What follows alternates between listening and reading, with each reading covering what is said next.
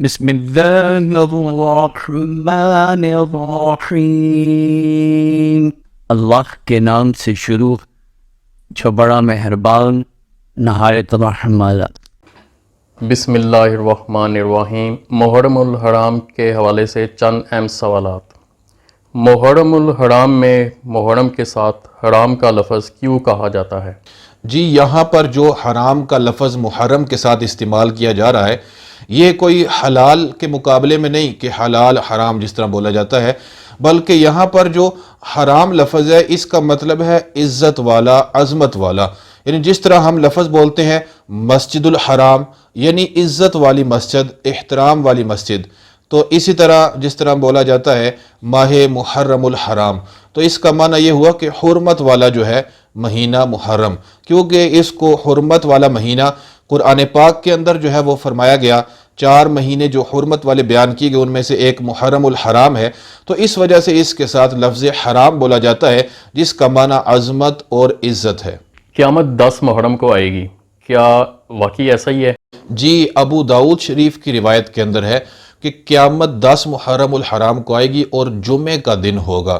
ویسے تو بہت سارے محرم الحرام ایسے گزرے ہیں جن کے اندر جو ہے وہ 10 محرم الحرام جمعے کے دن ہوتی ہے، تو بعض لوگ یہ بات بھی کہتے ہوئے سنائی دیتے ہیں کہ قیامت جو ہے وہ آنے والی ہے، تو قیامت واقعی ہی 10 محرم الحرام کو آئے گی۔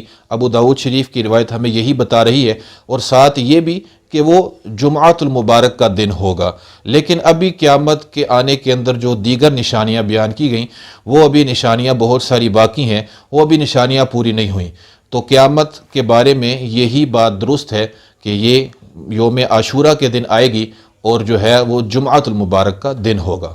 بعض لوگ محرم الحرام میں سفر کرنے سے منع کرتے ہیں، کیا محرم الحرام میں سفر کرنا منع ہے؟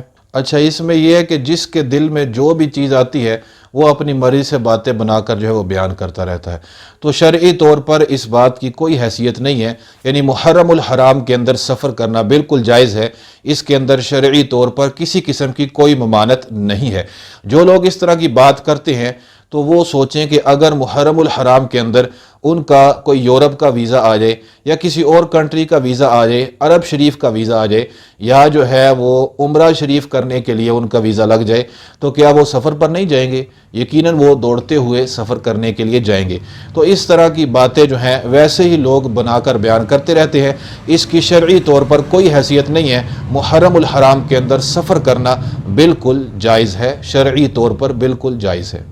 کیا محرم الحرام میں نئے کپڑے پہن سکتے ہیں؟ بعض لوگ منع کرتے ہیں کہ آپ محرم الحرام میں کپڑے نئے نہیں پہن سکتے۔ جی، محرم الحرام کے اندر نئے کپڑے پہننا بالکل جائز ہے، اس کے اندر شرعی طور پر کوئی قباحت نہیں۔ اسی طرح بعض لوگ یہ بھی مشہور کر دیتے ہیں کہ جو ہے وہ محرم الحرام کے اندر مچھلی کا گوشت کھانا یا دیگر گوشت کھانا یہ جائز نہیں، تو اس کی بھی شرعی طور پر کوئی حیثیت نہیں ہے۔ تو یہ لوگوں کی پھیلائی ہوئی چند باتیں ہیں کہ جن سے ہمیں ہر صورت میں بچنا چاہیے۔ یاد رکھیے، اگر کوئی سوگ مناتے ہوئے وہ نئے کپڑے اس مہینے میں نہیں پہنتا، جان بوجھ کر سوگ کی نیت سے نہیں پہنتا، تو ایسا کرنے سے وہ گناہ گار ہوگا۔ ہاں، ویسے ہی اس نے نئے کپڑے نہیں پہنے یا کوئی اور وجہ تھی نئے کپڑے نہیں پہنے، تو اس کے اندر کوئی مذائقہ نہیں۔ لیکن کوئی جان بوجھ کر اس مہینے میں سوگ مناتے ہوئے اگر ایسا کرے گا تو شرعی طور پر وہ گناہ گار ہوگا، کیونکہ شریعت مطہرہ نے سوگ منانے کے لیے 3 دن کا وقت مقرر کیا ہے۔ ہاں، وہ عورت جس کا خاوند جو ہے وہ فوت ہو جائے، اس کو 4 ماہ 10 دن تک جو ہے وہ سوگ منانے کی اجازت ہے۔ اس کے علاوہ کسی کا سوگ بھی شریعت کے اندر جو ہے 3 دن سے زائد کرنے کی اجازت نہیں ہے۔ بعض لوگ محرم الحرام میں ننگے پاؤں چل رہے ہوتے ہیں، مرد اور عورتیں۔ اگر ان سے پوچھا جائے آپ کیوں ایسا کر رہے ہیں تو وہ کہتے ہیں کہ ہم نے منت مانگی ہوتی ہے۔ کیا یہ شرعی طور پر جائز ہے یا نہیں؟ بعض لوگ جو ہے وہ محرم الحرام شروع ہوتے ہی جو ہے وہ جوتے اتار دیتے ہیں، مرد عورتیں جو ہے وہ ننگے پاؤں چلنا شروع کر دیتے ہیں۔ تو اگر یہ سوگ کی نیت سے ہو، تو ابھی بھی بیان کیا کہ اسلام میں سوگ جو ہے وہ 3 دن سے زیادہ جائز نہیں ہے، تو اگر ایسا وہ سوگ کی وجہ سے کر رہے ہیں، سوگ کی نیت سے ایسا کر رہے ہیں، تو پھر ایسا کرنا حرام ہے۔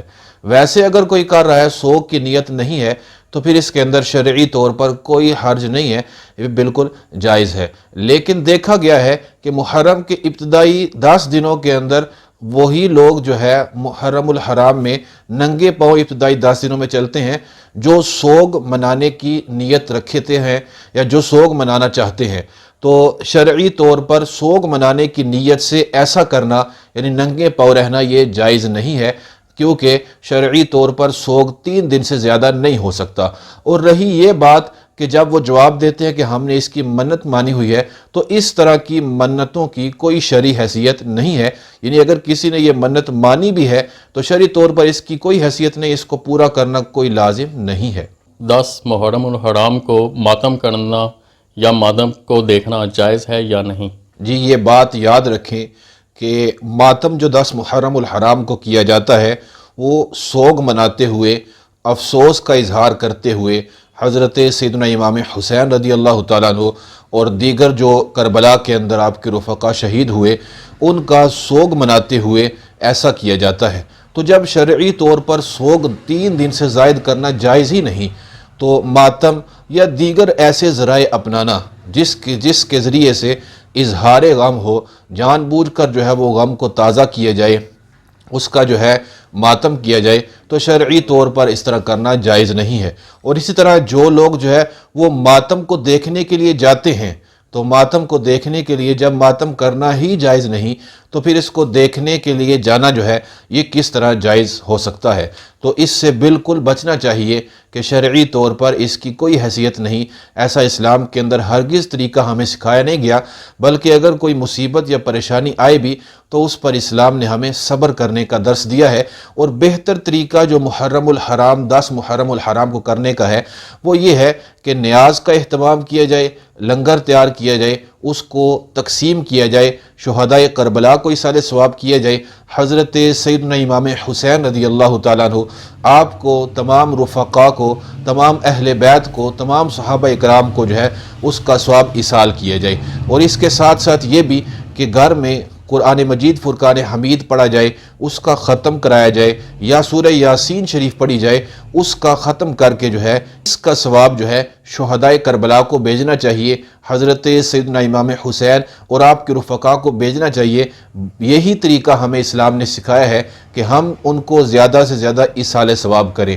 یہ ماتم کرنا یا اس طرح کے دوسرے طریقے اپنانا یہ نہ جائز ہے اور نہ ان کو دیکھنا جائز ہے۔